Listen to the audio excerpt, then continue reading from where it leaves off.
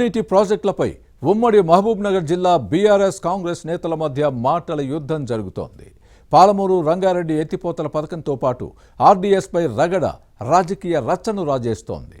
తుంగభద్రపై కర్ణాటక ప్రభుత్వం చేపట్టిన 3 అక్రమ ప్రాజెక్టుల్ని ముఖ్యమంత్రి రేవంత్ రెడ్డి అడ్డుకోలేకపోయారన్న కారు పార్టీ నేతల మాటలు రాజకీయ మంటలు పుట్టిస్తున్నాయి. పాలమూరు జిల్లాలో కారు కాంగ్రెస్ నేతల మధ్య సాగుతున్న ప్రాజెక్ట్ ఫైట్పై ఇన్సైడ్ స్టోరీ. ఉమ్మడి మహబూబ్నగర్ జిల్లా సాగునీటి ప్రాజెక్టులపై కాంగ్రెస్ బీఆర్ఎస్ నేతల మధ్య సమరం సాగుతోంది. పాలమూరు రంగారెడ్డి ఎత్తిపోతల పథకంతో పాటు ఆర్డీఎస్పై రగడ జరుగుతోంది. తుంగభద్ర నది ప్రాజెక్టుల్లో ఆర్డీఎస్ భాగం. దీనికి అనుబంధంగా కర్ణాటక ప్రభుత్వం నిర్మిస్తున్న అక్రమ ప్రాజెక్టులను అడ్డుకోవడంలో రాష్ట్ర ముఖ్యమంత్రి రేవంత్ రెడ్డి విఫలమయ్యారనేది బీఆర్ఎస్ నేతల వాదన. బీఆర్ఎస్ పాలకులు పాలమూరు రంగారెడ్డి ప్రాజెక్టును పూర్తి చేయలేదు.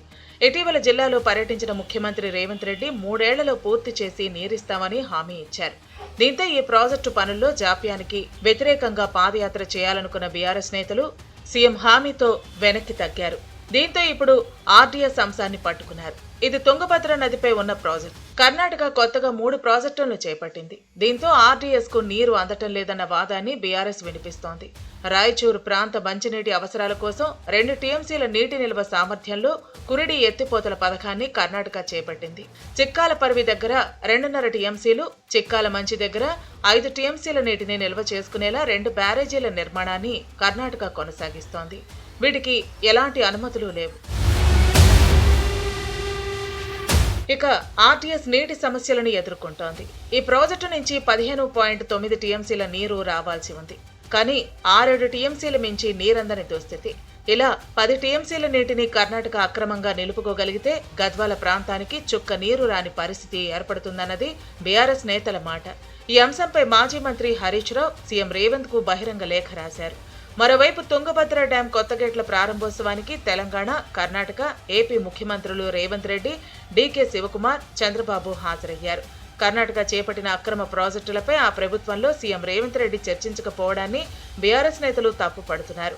నీటి వాటాలపై పరస్పర అవగాహనతో ముందుకు సాగుతామని ప్రకటించారు. కర్ణాటక చేపట్టిన ప్రాజెక్టులు పూర్తయితే ఇక నీటి వాటా మాటే ఉండదని బీఆర్ఎస్ విమర్శిస్తోంది. తుంగభద్రపై కర్ణాటక చేపడుతున్న అక్రమ ప్రాజెక్టులను తక్షణమే అడ్డుకోవాలన్నది గులాబీ నేతల డిమాండ్. కేంద్ర జల సంఘం, కేఆర్ఎంబీ, కేంద్ర జలశక్తి మంత్రిత్వ శాఖకు ఫిర్యాదు చేయాలని కోరుతున్నారు. తుంగభద్ర జలాల వినియోగంలో బచావత్ ట్రిబ్యునల్ విధించిన నిబంధనలను కర్ణాటక పాటించేలా చర్యలు తీసుకోవాలి. అవసరమైతే కర్ణాటక అక్రమ ప్రాజెక్టులపై సుప్రీంకోర్టులో కేసు వేయాలని కారు పార్టీ నేతల మాట.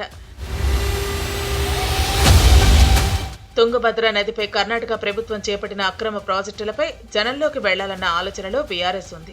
రాష్ట్ర ప్రయోజనాలకు వ్యతిరేకంగా వ్యవహరించే సీఎం రేవంత్ రెడ్డి నేతృత్వంలోని కాంగ్రెస్ ప్రభుత్వానికి వ్యతిరేకంగా ఉద్యమం తప్పదని గులాబీ నేతలు హెచ్చరిస్తున్నారు.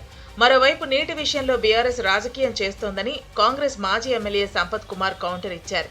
రాష్ట్రాన్ని సస్యశ్యామలం చేసే విధంగా ముఖ్యమంత్రి రేవంత్ రెడ్డి చర్యలు తీసుకుంటూ ఉంటే కారు పార్టీ నేతలు కడుపు మంటతో వివాదాలు సృష్టిస్తున్నారని మండిపడ్డారు.